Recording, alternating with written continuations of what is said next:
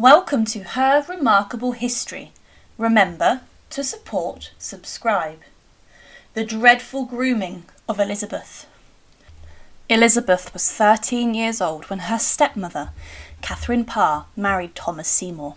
It is thought that Thomas Seymour, even though being 25 years older than Elizabeth, had previously approached the council to marry her, and Elizabeth's governess, Cat Ashley, had been rather taken with the idea. Over the years, Thomas had made numerous unannounced early morning visits to Elizabeth's bedchamber, and it is hard to find any positive reason for this action. It is thought that Elizabeth often woke that early that he would not find her in bed.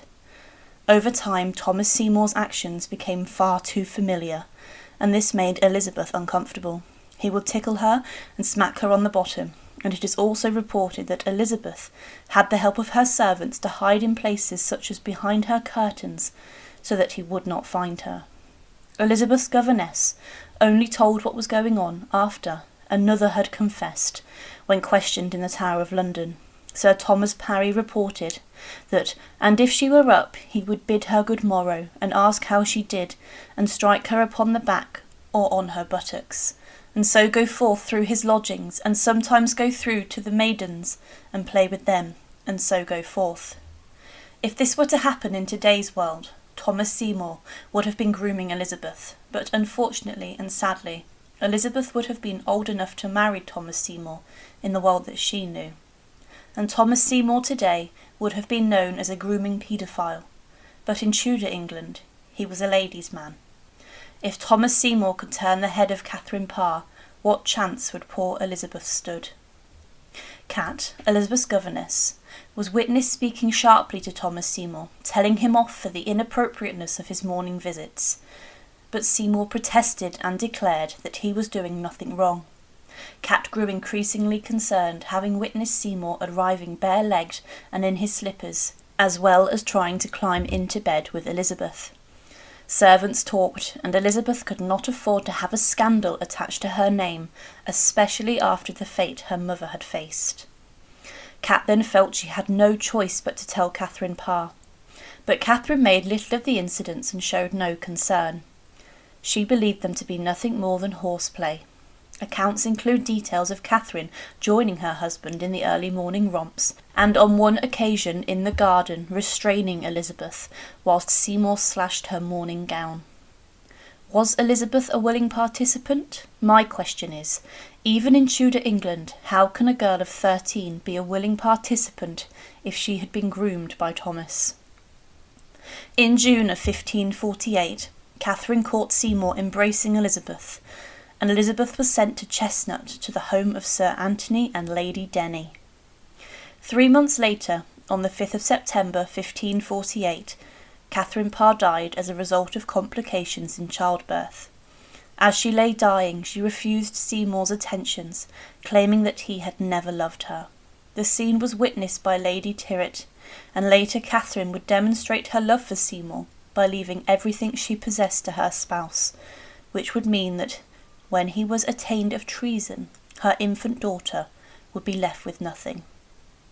After Catherine died, Seymour decided he needed a new wife, and found that among other things he wanted his new wife to be Elizabeth. Thomas had also grown jealous of his brother, who was the Lord's protector. Thomas began to bribe Edward's servants to say nice things about him, as he was in fact his uncle. Thomas even gave the king pocket money, but none of this had the desired effect, so Thomas Seymour planned to kidnap the king, who was only 11 years old at the time. He made his attempt on the night of the 16th of January 1548, when his brother was in Scotland, doing a spot of rough wooing. Edward's pet dog began to bark, and Seymour shot it dead, which cannot have endeared him to his nephew. Edward then remained safely at Westminster, whilst Thomas fled into the night. He would later claim that he was testing royal security. The imperial ambassador, Francis van der Delft, reported the events to the emperor at the end of January. "Sire, I have heard here that the Admiral of England, with the help of some people about the court, attempted to outrage the person of the young king by night, and has been taken to the Tower. The alarm was given by the gentleman who sleeps in the king's chamber, who, awakened by the barking of the dog that lies before the king's door, cried out, "Help! Murder!" Everybody rushed in, but the only thing they found was the lifeless corpse of the dog. Suspicion points to the admiral, because he had scattered the watch that night on several errands,